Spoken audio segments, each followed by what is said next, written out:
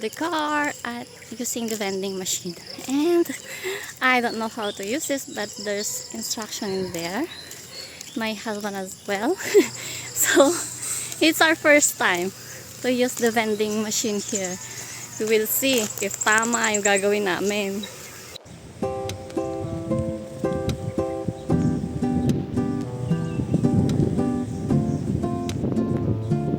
Oh, my husband already started, and I told him for what's been there, what's written in there on that instruction.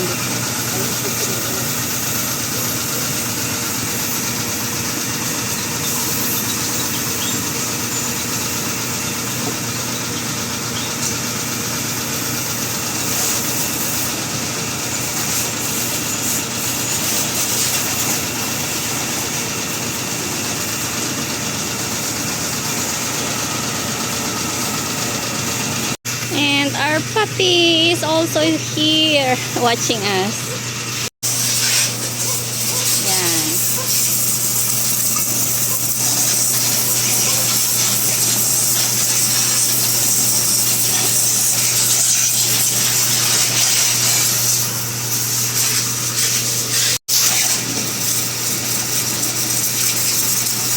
There are also car wash like this in Russia. Pero sa kanila is meron yung pwede mong linisan inside the car. I hope someday here in Samal, meron din na ganun. Yung pwede mong linisan talaga yung mga nasa loob ng car. Kasi for now, I see it's for only outside the car. Here. Because the functions are this one. I will show you. Yan, ganyan lang siya. Water spray, shampoo spray, blower, tsaka hindi ko alam kung ano yung piso gripo na yun. Oh, and there is instruction in there. It's only 5 pesos for how many minutes? I don't know. That's the timer.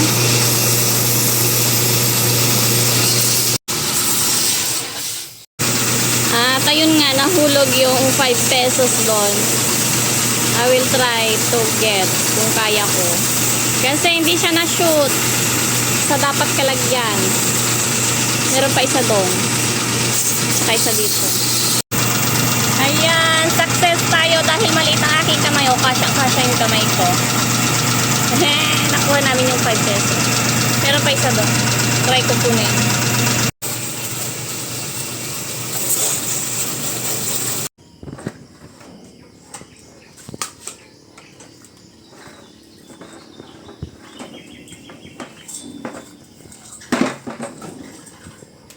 Можно 10, да? Да.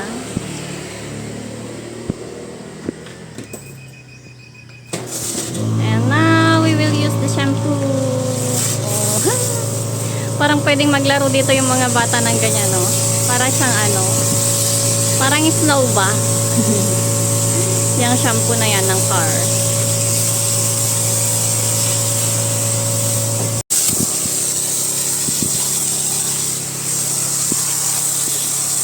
Tingnan natin kung kakasya yung 10 pesos because my husband also only put there 10 pesos para sa shampoo. Oh, niet. Hindi kasya ang 10 pesos sa shampoo. No. There is 5 pesos more there. So, ayan.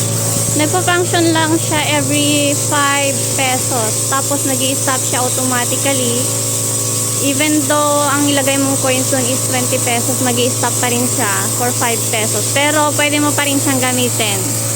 Just press the button. One more time. Ganun pala yun.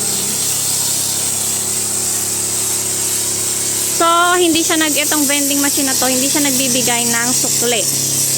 Kaya, if you intended to use for 5 pesos, edi 5 pesos lang. And, 10 pesos is only half. Wala, hindi pa kasya doon. Kaloka naman tong nila. Akala ko dito siya ilalagay, hindi pala. Dito. itsura niya, oh. Yan. Diyan sa ilalagay, dito. Tapos, pag ganun mo siya i-press. So, I need 15 pesos para makover lahat ng shampoo for a car like this. Yun. Kasi yung 10 pesos is, parang almost kalahati lang ng car ang nalagyan ng shampoo. And, ayun, 5 pesos, ito lang. Sa area na to. Of course, they also provide here para sa panlinis, pero ito na siya kasi marami nang gumamit syempre. But you can bring your own. And it's called Katamtis pala, Jill. 10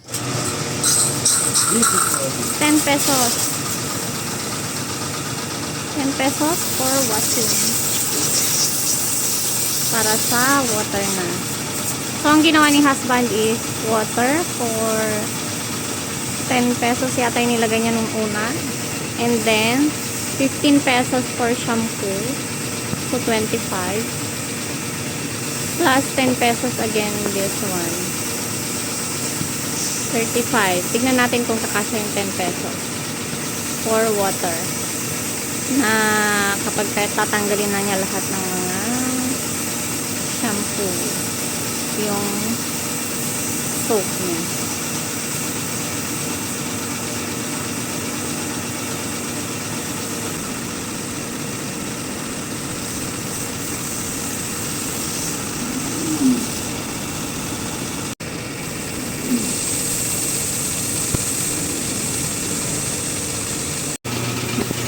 Ganda ng effect niya, oh.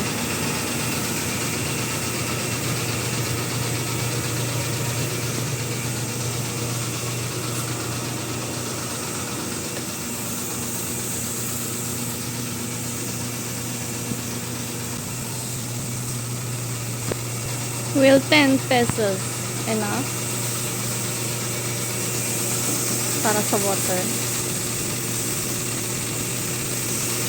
Hindi kaya siya papasok sa sa loob pag ganun yung ginagawa niya?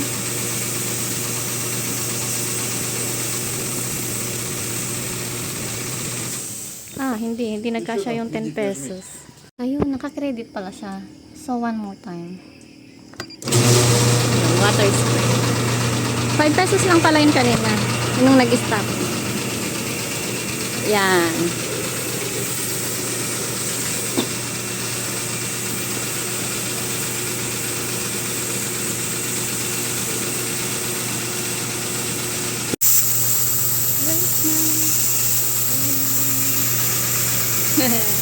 Ang ngarag ko kasi early in the morning. Kagigising ko lang actually. I'm planning to cut my long hair kasi hanggang dyan na siya. Hanggang dito. Sa may waistline ko. Maybe you can suggest me what kind of haircut is good for me. Yan, ganyan siya kahaba.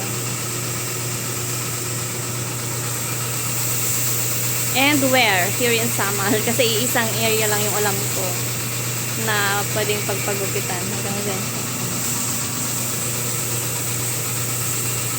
But one time, I said to Sasha, Alexandra, that I'm planning to cut my hair. She said, no!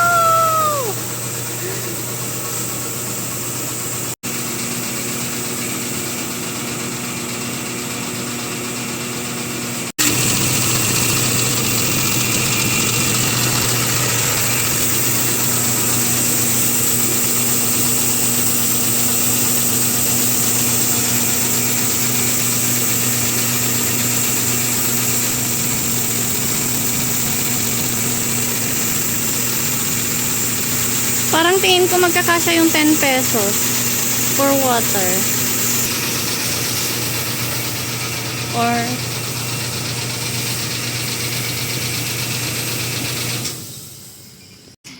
hindi siya nagkasya, konti na lang. Sa part na lang na ito ang hindi na wash.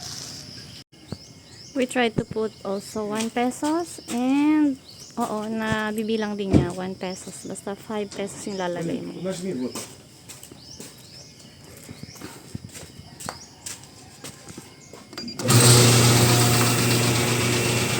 5 pesos more.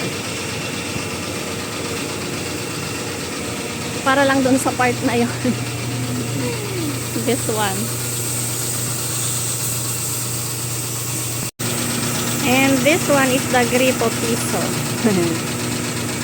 I'm just wondering, may gumagamit kaya ng blower? Kasi may nag-car wash din before us. He didn't use the blower. And meron na namang isa doon na nakaabang. Kasi yung isang vending machine nila is not functioning for now. Ayun, may white car doon. So for 5 pesos is, ayun, marami naman na siyang naibuga na water. Oh. And already done. I asked my husband kung magkano, if how much did he put for the first water. And ayun yung aso namin. Over there. For the first water, he put there 5 pesos. Hey, Zuch, katis to. Tingnan yung aso. Ayan siya. Zuch, kati ko da.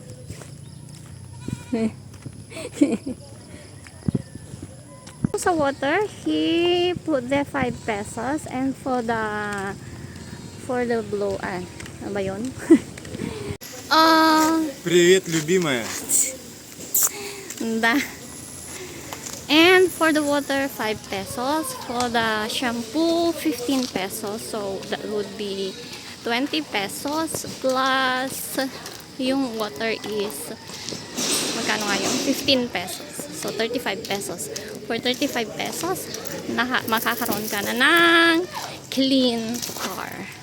Makaka-car wash ka na. And that would be all for today.